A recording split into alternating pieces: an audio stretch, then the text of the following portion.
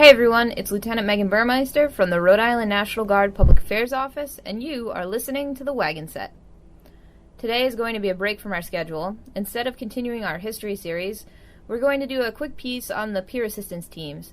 Don't worry, we will revisit the history of the Rhode Island National Guard in the next podcast.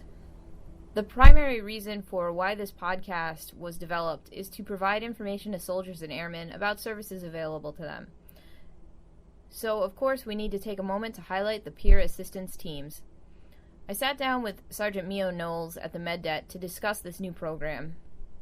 Tell me about the peer assistance team and your role in it. Well, the purpose of the training is looking for cues, looking in a way of saying when somebody next to them at their unit level has issues, and then pull them on the side if they can and talk to them about those issues and then help them get through them before they become anything bigger than what they are. So if a soldier says, hey, I'm having a problem, the peer assistance team member would say, well, it sounds like your problem really relates to this, and then they do a referral. Exactly. How long has this program been going on? We started the first rollout was in February. It was everybody was getting used to the program. The second month was March. We have 9 referrals for different services between the family assistance programs and suicide prevention program, and Military One Source is really involved in these too. Okay, and so these aren't just referrals for mental health programs. Oh yes, we are getting involved with the Vet Center. The Vet Center has unlimited resources for our service members. Even if you haven't deployed, you'll still be able to get help. We also working with the family programs. They have so many grants and so many different programs that nobody knows about it because nobody talks about them. And they go unnoticed, and we lose the grants because they haven't been used. When in fact, we have service members that needs these programs. They just don't know about it. And that's why these teams are going to find out who needs those programs and bring them to them. Also, we work closely with the H2H. The Hero to Hero program is a great program. All of our service members are unemployed, and that's a great stress in their life. So we set them up with Linda at H2H, and they normally sit down with her and they go through the whole process of building a resume, help them get jobs. And she has a high success rate with that. Would you say that this is helping, having them right there on hand when needed? Yes, definitely. As you know, peer-to-peer, like it's a E5 to E5, or, the highest rank you can have in this program is E6.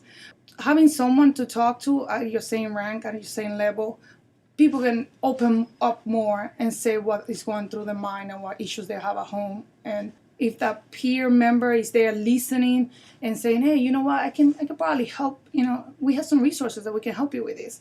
It's about making sure that the service member gets to it, because you can handle anybody a pamphlet, and that doesn't mean they're going to call this number, even if that's their solution for the problem.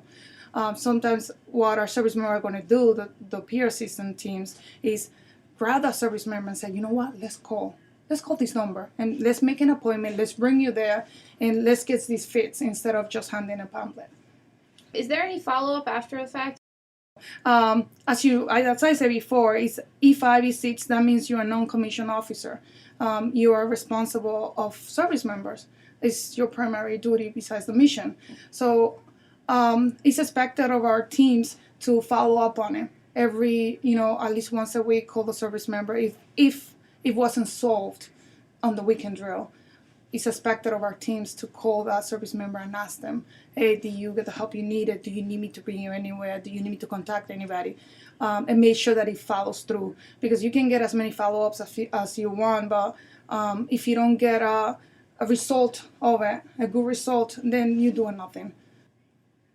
One of the things that a lot of people may think that this is behavioral health, but it's not so much as behavioral health. It's so much as anybody that approaches a team member, it's not because they have a behavioral health issue. It's because they could have any problem going on. It could be something as paying the rent, and they don't know if they're going to have a house next week. It's not just about behavioral health. That's part of it, but it's not all of it. And that's a misconception that people think. There's more to it. Also, I spoke with Brigadier General Charles E. Petrarca, Jr., Director of Joint Staff, about how he sees the program and its future in the Rhode Island National Guard. That has yielded some tremendous results. We have seen 15, 20 referrals.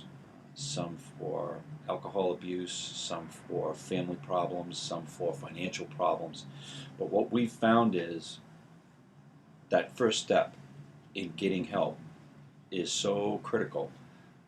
Once that occurs, we usually can bring the individual around, and they never skip a beat when it comes to duty, job, or family. So the team is working well. It's had such a tremendous response that we're filling another class full of volunteers that want to assist their fellow soldiers in getting through some difficult times. Do you feel like this is something that we can continue to move forward? I don't see it going anywhere. I think it's a great program. The leadership all supports it, and we will continue to develop, rotate those folks, and continue to put them out in the field on every day of every drill. Okay, I want to make sure that everyone understands that while these individuals are volunteers, they are chosen for the program based on their ability to keep things to themselves. Confidentiality is key. Please don't hesitate to ask one of the peer assistance crew for information or help on any topic that's troubling you. Alright everyone, that's it for today. Please let me know what you thought, and we will be back in 2 weeks focusing on history of the Rhode Island National Guard. Have a good night.